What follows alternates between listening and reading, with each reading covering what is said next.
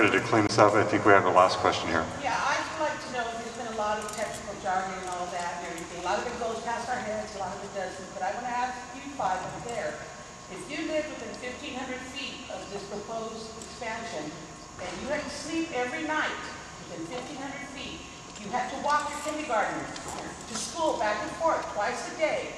Every weekend you had to go see your kids play soccer in the park next to this. How comfortable would you sleep at night? And I don't want an answer, because that's just going to be an answer you're throwing out. It's something I want you five to think about when you go to bed tonight. It's you, especially if you're not too tired.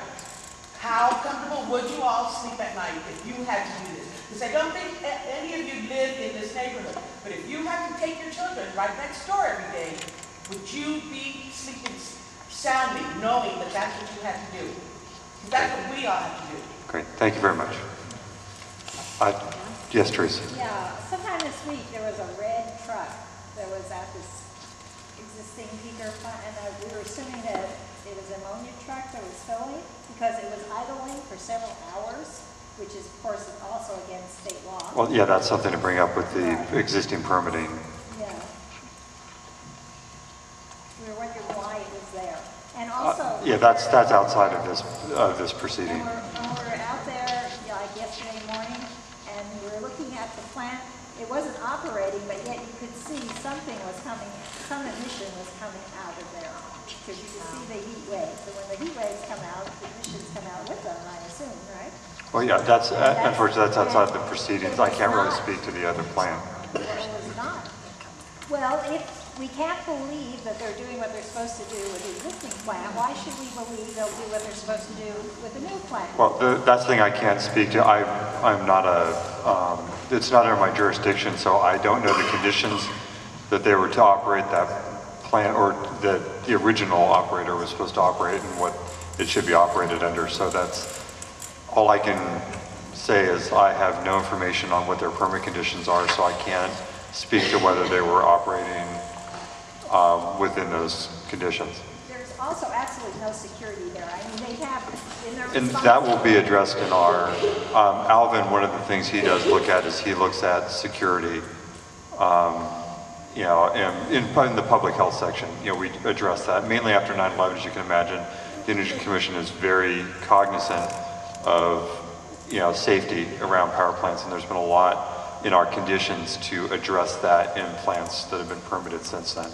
Yeah, I mean, it does not have a 19-foot steel fence around it, like they said in response to my comments last time. It has a chain link fence with slats in it, and the gate is open.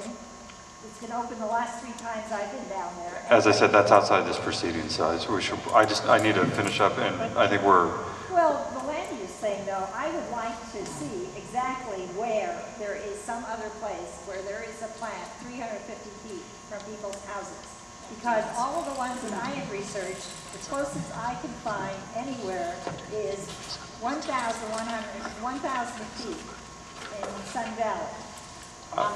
Actually, yeah, we can speak to that. That's actually probably not correct. Actually, there are many power plants that are within close proximity to power plants because residences. And the reason for that is in a lot of cases, a lot of the power plants were there before the communities were developed. One that comes to me because I'm very familiar with the project is the El Segundo power plant. There's homes abutting the wall of the power plant. They're like... And these are, just to give you an idea, there's a refinery at El Segundo. It was during the compliance phase of that project. I was the compliance manager for the Energy Commission overseeing you know, an amendment process there. It's a very affluent, you know, Manhattan Beach, as you're aware, is all of those houses are directly adjacent to it. And as Nagar said, what happens, a lot of the older power plants you see on the coast of California were coastal dependent power plants where they were using ocean water. And as you can imagine, it's very highly sought after real estate. So mainly what we see in the larger baseload plants are encroachment of other uses into an area that was either industrial, and that's where they put the power plant there, and the houses came up there. So yeah, it is very, it's not unusual in California to see power plants with residences right next to them. But as you can imagine, it's not an ideal situation, and it's something that we look very closely at as far as sensitive receptors. Done around those power plants, because I know our base load plant down there is causing health effects for the community that is across the freeway from that. And that's what Alvin, he addressed that quite a bit earlier, as far as just the, that's not something that's done by the Energy Commission, but there are a lot of other agencies that are specialists in dealing with health aspects, and they look at clusters and things of that nature, and we pull that information as part of our analysis process.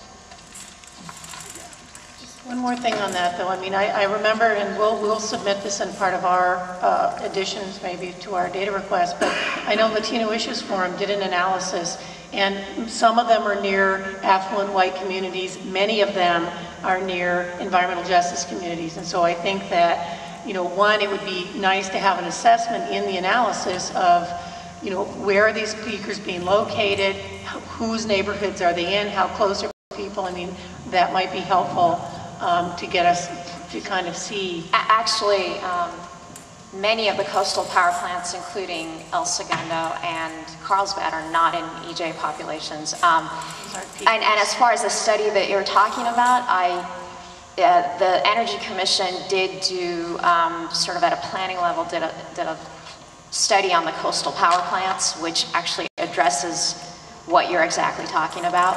So I'm talking about peakers. I understand the big old base loads, I get that, but then there's